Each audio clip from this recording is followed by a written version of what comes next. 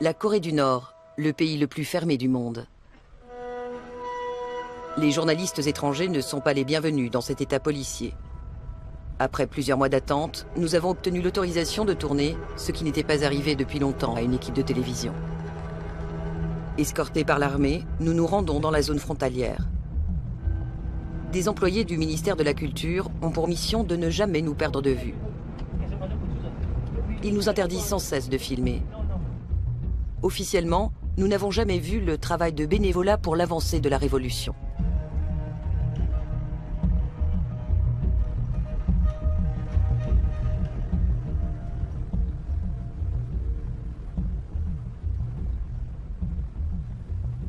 Au 38e parallèle nord, là où passe la frontière, nous apercevons la Corée du Sud. Devant nous, s'étend un couloir de 4 km de large, la zone démilitarisée. Pour Kim Chang-jun, colonel des troupes frontalières, c'est toujours la guerre froide.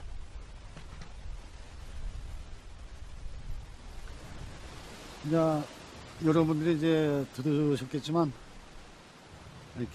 n'êtes probablement pas les bienvenus, car les Sud-Coréens répondent avec les tirs que vous venez d'entendre.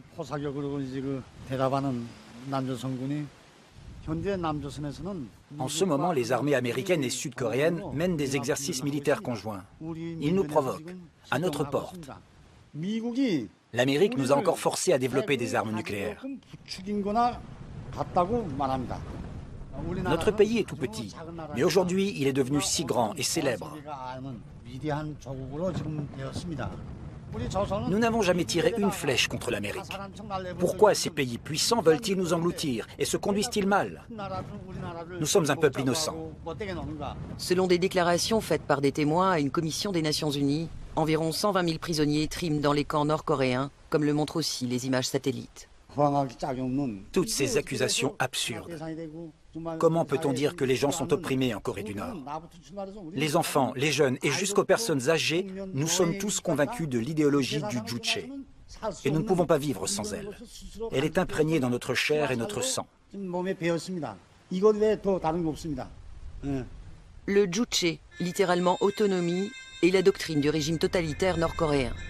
Il propage l'idée de défendre l'honneur et la souveraineté nationale. C'est l'opium d'un peuple opprimé depuis longtemps.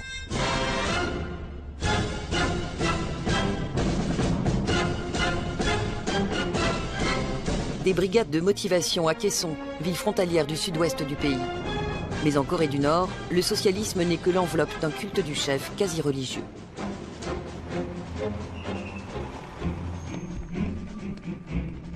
Flanqué de surveillants locaux, notre chef de délégation se doit de rendre hommage au fondateur de l'État, Kim Il-sung. Bien que mort, le président éternel est toujours officiellement à la tête de la République populaire démocratique de Corée. À Kaesong, le père de la nation a fait construire le premier des nombreux palais des enfants. Filmer sa statue de derrière est un sacrilège.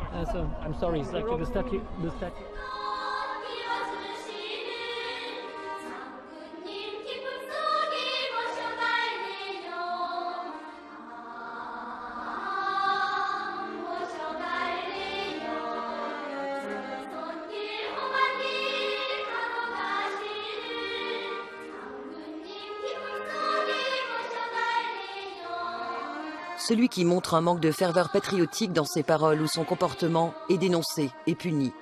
Chaque semaine, les enfants sont obligés de faire leur autocritique et surtout de blâmer leurs camarades de classe.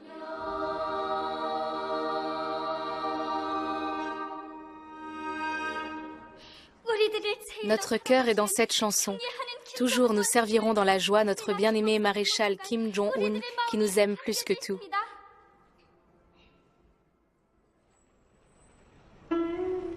La Corée du Nord est sortie de notre temps. Comme le président éternel a remplacé l'anniversaire du Christ par le sien pour faire débuter le calendrier, 24 millions d'hommes et de femmes vivent en l'an 102. Sur les images satellites prises de nuit, le pays est un trou noir. Tout citoyen nord-coréen qui souhaite quitter son lieu de résidence a besoin d'une autorisation spéciale. Il nous en faut une dès que nous voulons tourner. À chaque fois, nos surveillants doivent présenter des dizaines de papiers tamponnés aux autorités locales. Ils ne quittent pas le porte-documents du regard. D'une manière générale, nous sommes épiés en permanence, y compris la nuit. Nous n'avons même pas le droit de quitter l'hôtel pour une balade. En principe, nous ne sommes pas autorisés à filmer les personnes qui marchent sur le bord de la route. À la campagne, la pénurie de carburant paralyse le trafic automobile. Il est également interdit de filmer ces travaux agricoles qui paraissent d'un autre âge. Ou encore les innombrables points de contrôle militaire que nous avons passés pour nous rendre dans le monde figé de la province. Outre les sols appauvris ou érodés et le manque d'engrais mais aussi de pesticides, la mécanisation insuffisante est la cause principale des récoltes médiocres. Même à la coopérative modèle de Sariwon, à 60 km au sud de Pyongyang, on ne trouve que quelques vieux tracteurs de la marque nord-coréenne Cholima.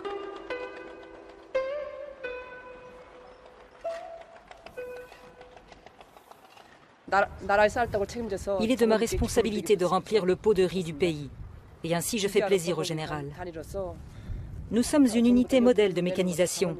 Et nous pouvons faire un rapport au général comme quoi nous récoltons 10 tonnes de riz par hectare, conformément aux instructions. Si elle dit vrai, c'est une exception dans le système économique du pays. En effet, les coopératives pâtissent d'objectifs irréalisables et de fonctionnaires corrompus qui prélèvent une partie des récoltes.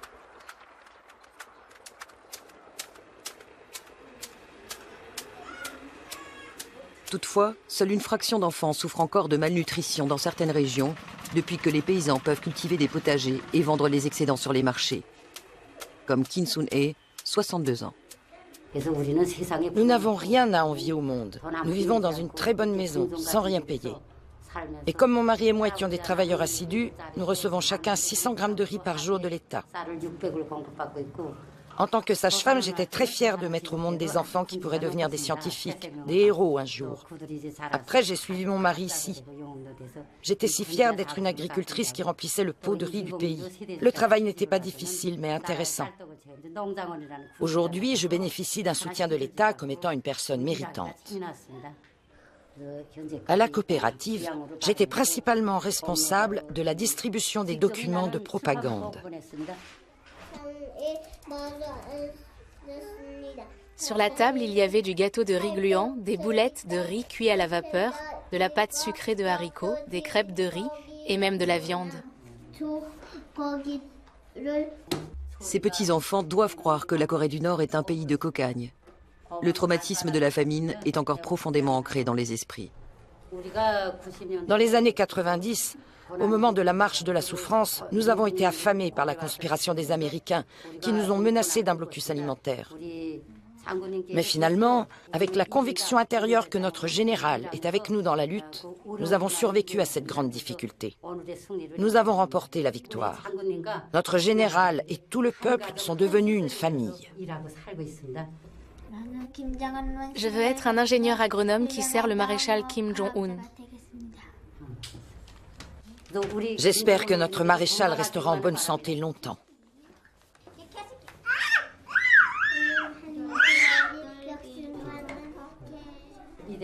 Le jour où le bien-aimé général Kim Jong-il est entré dans notre maison, je me suis sentie comme si c'était mon propre père qui rendait visite à sa fille mariée. Le général a salué le fait que mon mari et moi avions joliment décoré la maison, et j'ai été très heureuse. Il a également posé des questions sur le gaz de méthane, a commenté positivement notre plaque à la porte et a même été voir la cage du lapin. Le bien-aimé général m'a demandé si le téléviseur fonctionnait bien. Je lui ai dit que je regarde la télé tous les jours. Et il a dit « Alors vous qui êtes fermier, vous regardez la télévision tous les jours ?» Et il s'est mis à rire de bon cœur.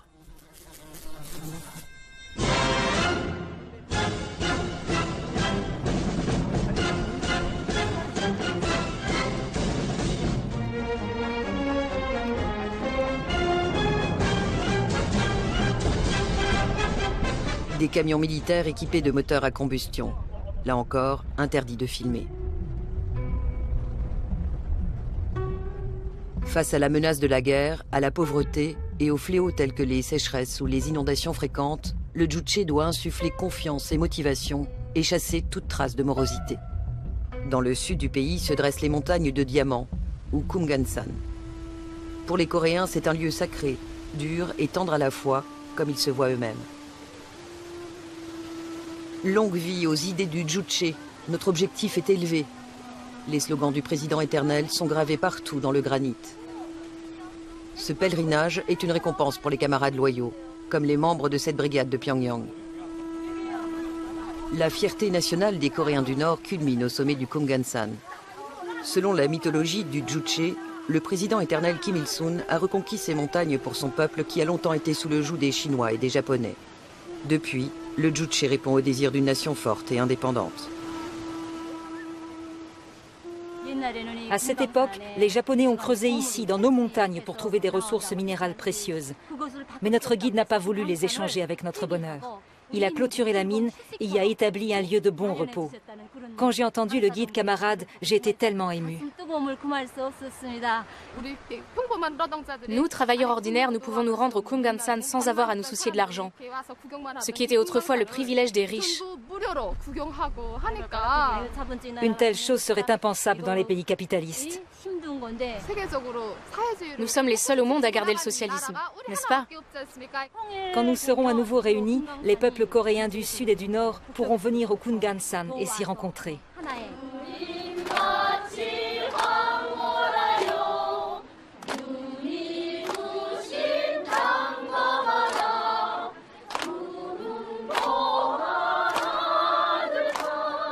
Situé à la frontière intercoréenne, le Kumgansan est un lieu chargé d'émotions.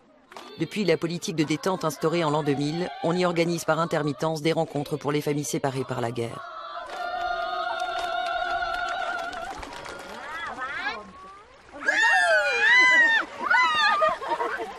Parmi les nombreux Coréens qui n'ont plus de contact avec leurs proches depuis des décennies, seules quelques centaines ont pu se revoir à ce jour, au pied du Kumgansan, qui s'étire jusqu'à la mer du Japon.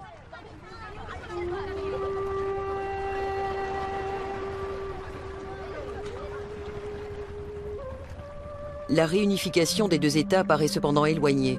La Chine veut maintenir le régime nord-coréen comme zone tampon avec la Corée du Sud, alliée des États-Unis. De son côté, la Corée du Sud redoute le coût d'une réunification.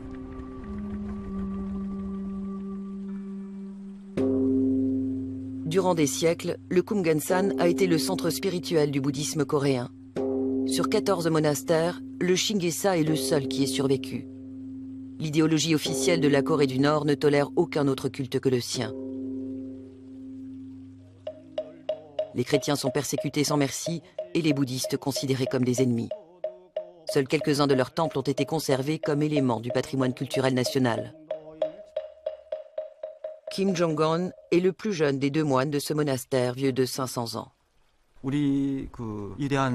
Notre grand chef a garanti la liberté de religion et a même mis un paragraphe spécial dans la Constitution.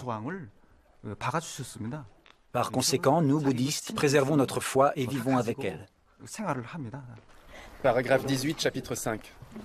Le dernier rapport des Nations Unies fait pourtant état de cas où la seule possession d'une Bible a conduit à la torture, voire à la déportation dans un camp. Il existe des similitudes entre le bouddhisme et l'idéologie du Juche. Libérer l'homme de la douleur pour construire le paradis terrestre, la prévention de l'exploitation de l'homme par l'homme, l'évitement de la souffrance causée par les invasions et les guerres. Notre puissante armée est là seulement pour protéger le pays, parce que les Américains veulent nous dévorer. Oui, ils veulent nous manger. L'impérialisme mondial veut nous engloutir, mais l'armée du peuple nous défend. C'est épuisant. J'ai mal aux hanches à force d'être debout. Bien, arrêtons-nous. Sur l'autoroute en direction du nord, nous franchissons de plus en plus de barrages anti-chars. Depuis l'armistice de 1953, la Corée du Nord est toujours officiellement en guerre contre la Corée du Sud. Selon la doctrine du Songun, littéralement l'armée d'abord, l'État doit se soumettre à l'armée. Plus de la moitié de la population adulte est sous les drapeaux. Le service militaire dure 4, 8, voire 10 ans. Un quart du produit national brut est affecté à la défense, un record mondial. Malgré tout, la Corée du Nord possède l'une des armées les plus arriérées de la planète. Une fois encore, nous entrons dans une zone militaire. Un de nos livres est tombé entre les mains du chef de la délégation. Je ne suis pas d'accord avec ce livre. Nous ne faisons que défendre notre pays. Si nous n'avions aucun accès au nucléaire, les États-Unis et leurs alliés n'auraient aucun mal à fomenter une guerre sur la péninsule coréenne. Elle pourrait même finir en 3e guerre mondiale.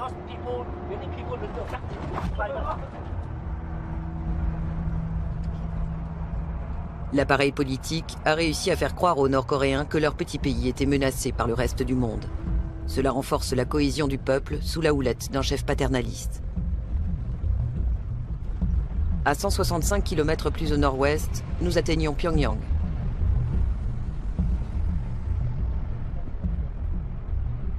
Pour le régime, le véritable danger se trouve désormais dans la capitale qui compte 2,6 millions d'habitants. Une nouvelle élite marchande y a vu le jour et elle a besoin de liberté d'action pour son développement économique. Elle est de moins en moins dépendante des faveurs de l'État et des privilèges qu'il octroie, comme des postes dans l'administration ou l'armée. C'est cette élite en plein essor qui pourrait déclencher un changement de l'intérieur. La production industrielle publique, elle, reste toujours soumise aux contraintes de l'économie planifiée. L'usine textile de Songgyo en est le parfait exemple. Mais ici aussi, il souffle un vent de renouveau. De plus en plus de tissus sont importés de Chine, transformés en sous-vêtements ou en vêtements de sport et réexpédiés dans ce même pays. Parmi les 1100 ouvrières de l'usine, Lee Yen-yang, 25 ans, est considérée comme la plus efficace. Je suis encore jeune. Et les jeunes ne sont pas fatigués, même s'ils travaillent beaucoup. L'idée que j'effectue ma tâche pour améliorer le bien-être du peuple me permet d'être toujours en forme et motivée. J'ai choisi ce travail pour apporter ma contribution à la vie de mes camarades. Le jour où le maréchal viendra visiter notre usine, je veux lui donner le maximum de plaisir et de contentement. C'est mon plus grand souhait. Si le bien-aimé maréchal vient voir notre entreprise et qu'il est satisfait, je vais enfin pouvoir m'occuper de mon mariage. Le régime essaie timidement de faire le grand écart entre la planification et l'économie de marché contrôlée. 13 nouvelles zones économiques spéciales doivent voir le jour. Cela assurera à la Chine une main-d'œuvre encore moins chère que sur son sol et à la Corée du Nord un apport essentiel en devises.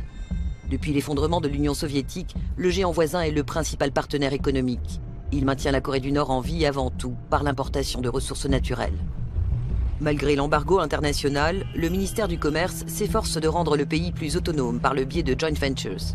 Mais pour la plupart des investisseurs étrangers, le terrain est trop glissant. D'abord, la Corée du Nord n'offre pas les garanties d'un état de droit. Ensuite, c'est toujours le règne de l'opacité et de l'arbitraire. Enfin, les investisseurs occidentaux risquent d'y ternir leur image de marque.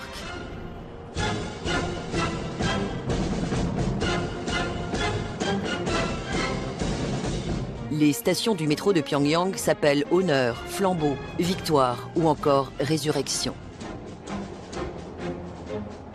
Le système de tunnels descend jusqu'à 100 mètres sous terre pour servir de bunker en cas de guerre. Mais même en temps de paix, chaque individu doit se bunkériser pour passer à travers les mailles du réseau d'informateurs. La délation, y compris de ses proches, est un devoir civique.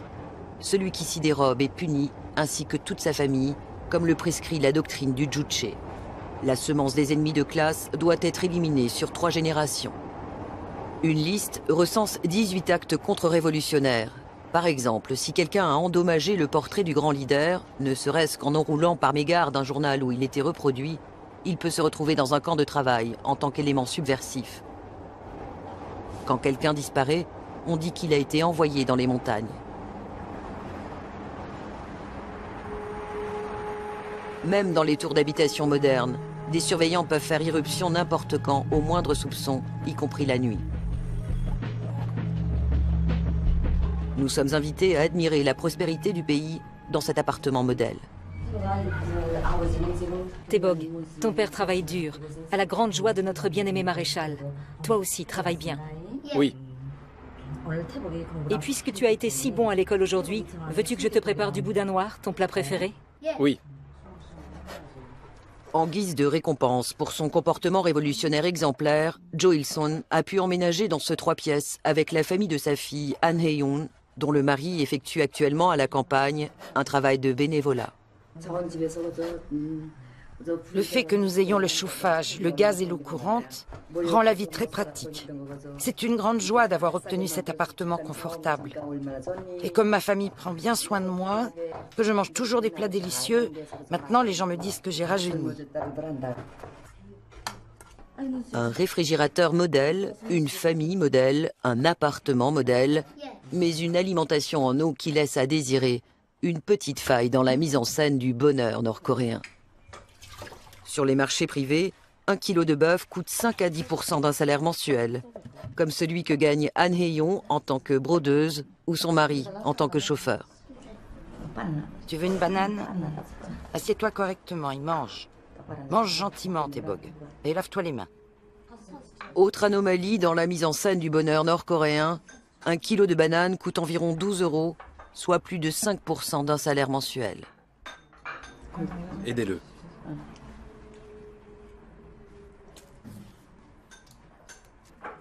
Régale-toi. Tu dois avoir faim. C'est bon, Taebog?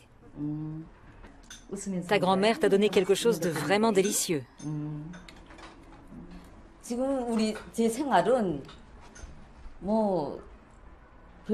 Maintenant, nous vivons sans problème. Comme vous pouvez le voir, nous menons une existence très insouciante et vraiment heureuse. Grâce à l'amour de notre maréchal, nous sommes parvenus à la prospérité. Chaque mois, il nous offre des œufs, de la viande et des fruits de mer.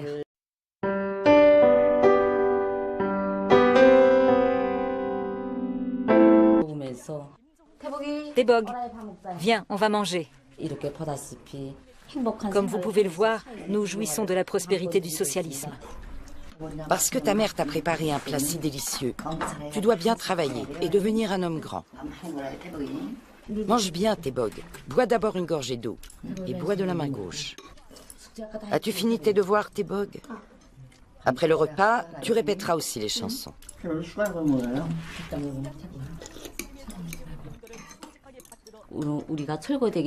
Avant de nous installer ici, nous vivions dans un appartement de 30 mètres carrés. Maintenant, nous profitons de ce logement de 90 mètres carrés et du luxe du socialisme. Notre rue de Sanjeon est un cadeau d'amour de notre père général, à l'occasion du 100e anniversaire de notre grand leader. A-t-elle pris part aux pleurs collectifs à la mort du grand leader? Cette question, me semble-t-il, est très impolie. Quand nous avons perdu notre père général, tous les membres de notre peuple ont éprouvé une profonde tristesse. Nous avons tous pleuré.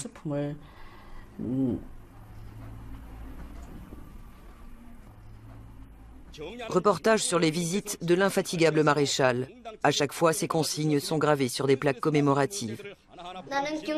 Je veux être un soldat de l'armée populaire de notre bien-aimé maréchal Kim Jong-un. Les gens des autres pays peuvent penser que nous sommes pauvres. Mais le maréchal et nous sommes unis en un seul corps. Nous croyons tous que nous gagnerons toujours. Et nous, les personnes âgées aussi.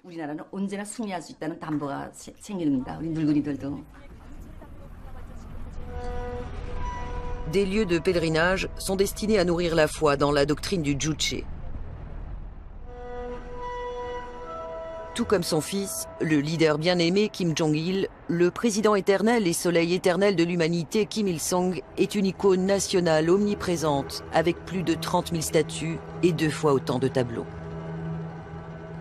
Quant au portrait de l'actuel dirigeant Kim Jong-un, pilier spirituel et phare de l'espoir, ils ne seront exposés qu'après la fin du deuil de son père.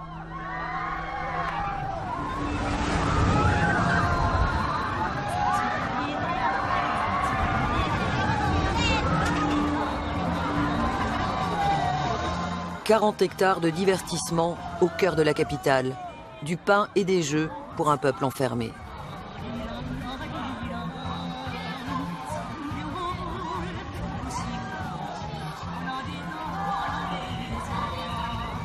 Tous les soirs, la foule se presse à l'entrée du Kaesong-Uwon-ji, l'un des nombreux parcs d'attractions de Corée du Nord. Le despote Kim Jong-un a décrété que ses sujets devaient s'amuser.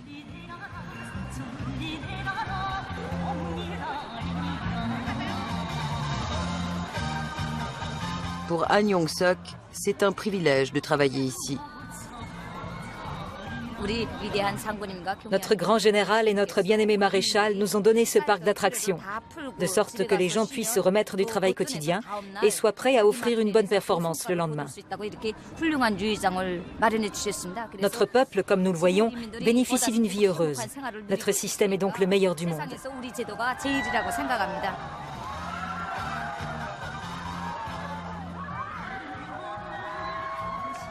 Depuis 60 ans, on serine aux Coréens du Nord que leur pays est le plus heureux au monde. Il est interdit d'en douter.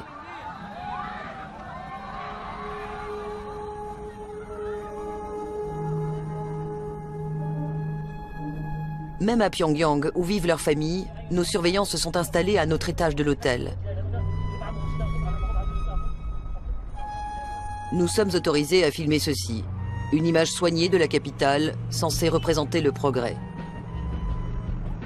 Mais pas cela. L'intérieur du nouveau temple du luxe, Haedangawa. Pour un pot de crème de beauté française, l'élite urbaine débourse ici environ 140 €.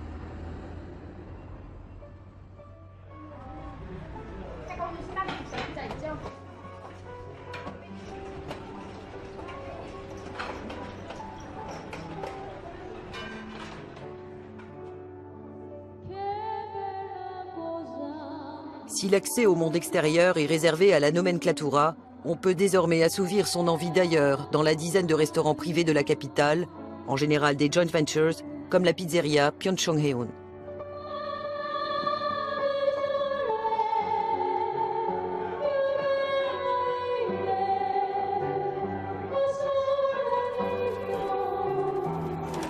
Après le travail, les représentants des élites anciennes et nouvelles se retrouvent au Gold Lane.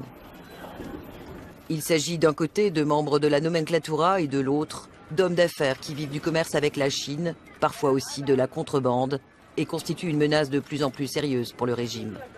DVD, CD, radios, livres électroniques et journaux importés par des chemins de traverse mettent à mal le monopole de l'information détenu par l'État. Pour l'heure, ces privilégiés jouent encore avec des jetons et ne peuvent dépenser leurs gains que dans le magasin d'État, tandis que de vieilles boules de l'ennemi américain roulent sur la piste de bowling. Pour renforcer les liens entre le dirigeant et la population, une patinoire tout en verre a été construite. Le jeune dictateur en aurait interdit l'entrée aux patineurs professionnels en déclarant qu'elle était exclusivement destinée au peuple laborieux. Le régime totalitaire de la dynastie Kim est fondé sur le culte de la personnalité depuis 60 ans. Et aujourd'hui encore, l'effet s'en fait ressentir jusque sur les jeunes, comme Park Geum-ji, professeur de patinage. Comme vous pouvez le voir, tout le monde se débrouille presque comme des pros. Après un tour sur une chanson joyeuse, vous pourrez vous rafraîchir et continuer ensuite à vous concentrer sur la tâche de la révolution. Rencontrer notre bien-aimé maréchal, c'était mon plus grand souhait. C'est devenu une réalité sur notre patinoire. J'avais le cœur battant et je me demandais si j'allais arriver à patiner. Je ne peux pas croire que je l'ai vraiment approché. C'était comme un conte de fées. Au moment de la photo souvenir, je me suis accrochée à son bras. Je voulais m'assurer que ce n'était pas un rêve. J'ai même touché ses vêtements.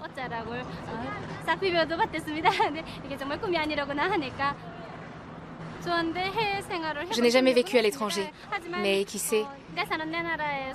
En tout cas, dans le pays où je vis, rien ne me manque. Je suis très contente de tout. Mon pays est le meilleur, peut-on lire ici. 60 ans d'isolement et d'endoctrinement ont transformé le peuple en une immense secte. Enfermés dans une folie d'envergure nationale, les 24 millions de Nord-Coréens vivent sans contact avec le monde extérieur et sans accès à Internet.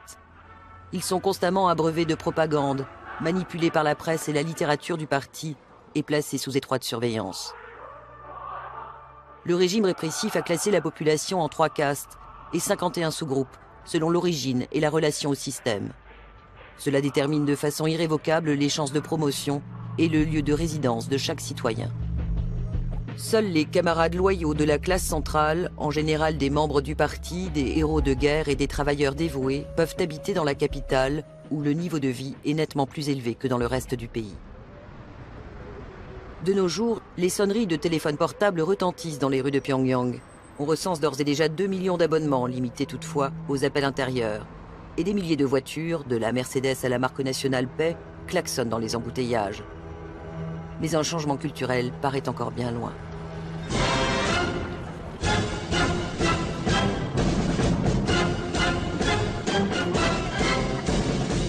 10 octobre, rituel obligatoire pour célébrer l'anniversaire de la fondation du Parti du Travail. L'épicentre du Juche est le monument de Mansudae, tout juste restauré.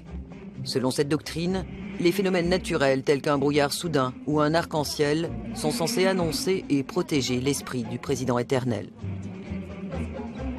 Le culte de la personnalité puise ses racines dans la tradition familiale confucéenne. Tel un patriarche, le président éternel est un soutien pour ses sujets qui doivent tisser des liens plus forts avec lui qu'avec leur propre famille. Des espions rôdent partout. Couper la tête ou les pieds des statues sur une photo est puni par la loi. De même, on encourt une peine si l'on ne s'incline pas assez en avant, assez longtemps ou assez respectueusement.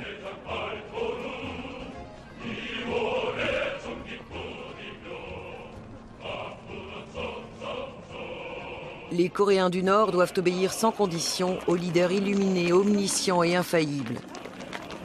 Selon la doctrine du Juche, il est le cerveau et le peuple, le corps de la nation. La propreté et le soin de la personne sont considérés comme des devoirs. Pour cela, les citoyens loyaux de la capitale peuvent se rendre dans ce salon de coiffure dirigé par Lee Il-sun. Habituellement, en coiffure masculine, nous avons 2 types de coupes. Les cheveux courts ou les cheveux longs. Nous aimons les coiffures qui expriment un esprit frais et passionné. Les Nord-Coréens portent généralement leurs cheveux aussi courts que possible, de façon à ce qu'ils soient toujours propres et soignés. C'est parce que depuis longtemps, les Coréens aiment beaucoup la propreté qu'on nous appelle le peuple blanc. Et c'est vrai qu'il y a un intérêt croissant pour la beauté. C'est une orientation vers un style de vie plus civilisé, plus beau et plus propre. Cela fait 27 ans que Lee Hui-lan travaille ici.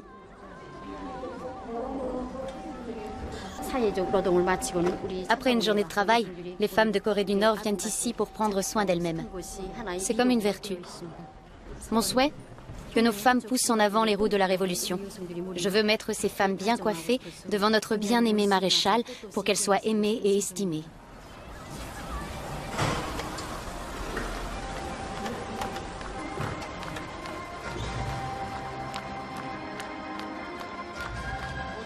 Le delphinarium de Nengnya illustre parfaitement la politique du pain et des jeux du maréchal Kim Jong-un. Par un tuyau de 80 km de long, l'eau est acheminée de la mer Jaune au bassin de dauphins. C'est une récompense du patriarche à ses fidèles sujets. Quant aux dauphins, il les a fait venir de l'étranger en contournant habilement l'embargo. Un pied de nez à la communauté internationale pour la plus grande joie des Coréens. Les 2 spectacles quotidiens affichent toujours complet.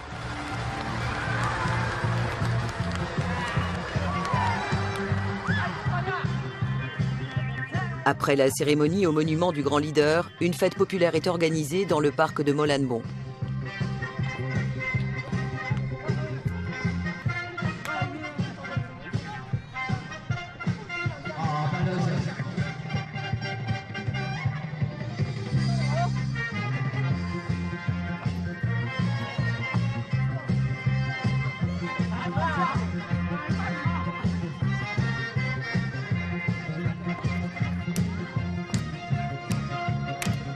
La danse, le chant et les fêtes servent de soupape et de ciment social.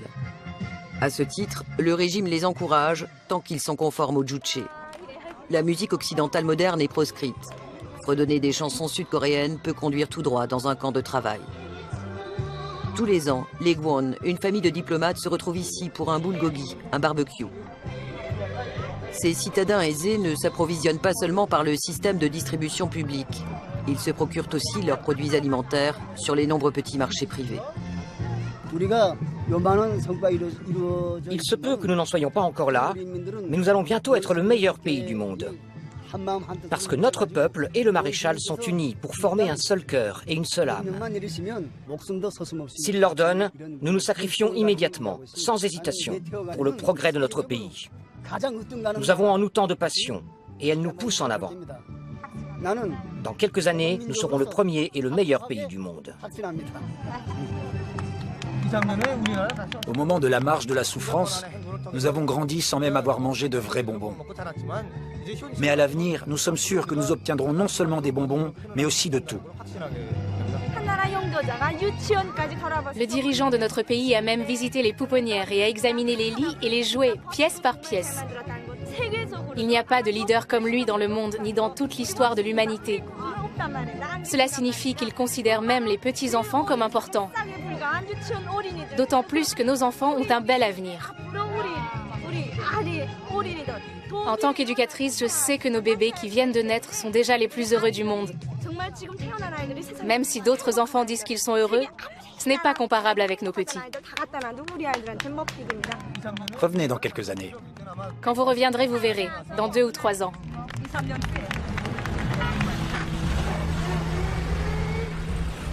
Pour l'heure, en tout cas, il y a encore une panne d'électricité et des files d'attente aux stations de tram. Ces images, nous n'étions pas autorisés à les prendre en quittant la capitale. Sur la route du Nord-Ouest, nous sommes également accompagnés par Oh Jin-myung, un employé du ministère de la Culture qui a fait ses études en ex-RDA. Selon lui, les critiques du Juche tiennent de la propagande impérialiste. Ici, en Corée du Nord, personne n'est malheureux.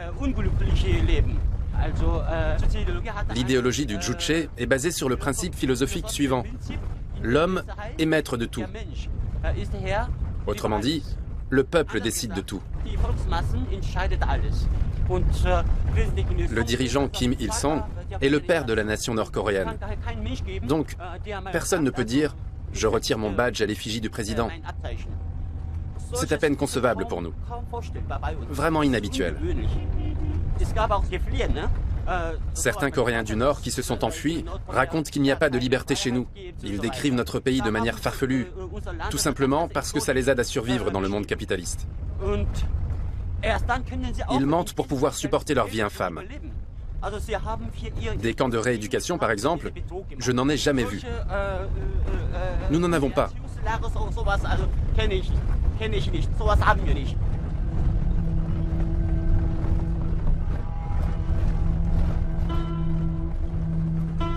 Le tristement célèbre camp numéro 14 pour les prisonniers politiques est à moins de 30 km de nous. À 70 km plus à l'est et au nord se trouvent les camps 1 et 18.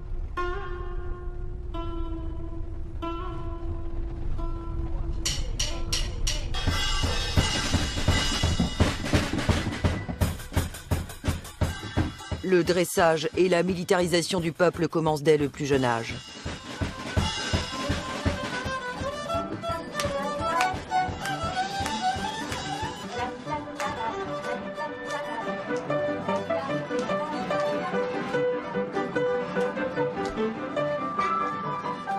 Les enfants doués en musique sont tenus de s'exercer 3 à 5 heures par jour, comme dans cette école maternelle modèle où le Juche doit défier toutes les influences du monde extérieur et être transmis à la future génération.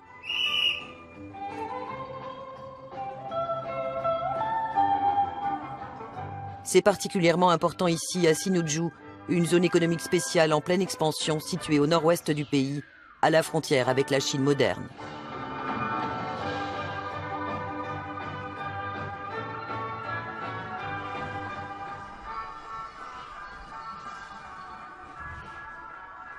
Chaque mot de la directrice Kim Ok-sung, âgée de 72 ans et fidèle au Juche, est consigné par 2 surveillants locaux, comme nous l'avons souvent vu faire au cours de notre voyage.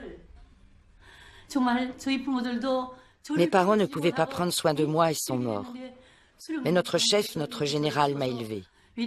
Même si je n'ai rien fait, le grand général m'a offert une fête d'anniversaire pour mes 60 ans. Mes sincères remerciements pour notre cher grand général. Toujours passionné, je vais promouvoir les talents des enfants et vous offrir une joie, cher grand général. Pendant l'occupation japonaise, la vie était si dure que je ne pouvais même pas aller à l'école. Et mes parents et frères ont été ouvriers agricoles chez les Japonais. Le changement est freiné par les vieilles haines que l'on entretient en particulier chez les plus petits. Mais qui d'autre a essayé de manger notre pays? Les Américains. Ainsi, non seulement les Japonais, mais aussi les Américains ont commencé la guerre pour manger notre pays. Et qu'ont-ils fait de notre beau pays? Ils l'ont divisé en deux. Les Américains ont divisé en deux notre pays en paix. Alors, quel genre d'individus sont ces Américains? Ce sont des méchants. Ce sont des méchants, et en même temps nos ennemis. Que devons-nous faire avec ces méchants? Il faut les frapper. Le véritable danger pour le régime arrive en douce sur de minuscules clés USB. On y trouve par exemple des séries télé de la riche Corée du Sud qui font douter du bien fondé de l'État communiste. C'est une menace subtile qui ne vient pas des armes atomiques du Sud, mais du Nord, où le monde extérieur s'infiltre via la Chine. Une menace qui entame la foi dans le Juche. 50 000 personnes, 20 000 véhicules et des milliers de tonnes de marchandises franchiront bientôt ce pont suspendu sur le fleuve Yalu. En parallèle, de plus en plus de contrebandiers, aidés de militaires corrompus, passeront les 1400 km de frontière avec la Chine et le nombre de travailleurs clandestins en provenance de Corée augmentera inévitablement. Même une forteresse réputée imprenable comme la Corée du Nord ne pourra pas résister longtemps à l'afflux de biens et surtout d'informations. D'ores et déjà, des trains remplis de marchands, de trafiquants et de touristes circulent quotidiennement entre Sinŭiju et Dandong en Chine. Et si jamais s'amorce un jour une lente ouverture, voire un changement profond, combien de temps faudra-t-il encore pour ne plus avoir peur et s'habituer à la liberté ?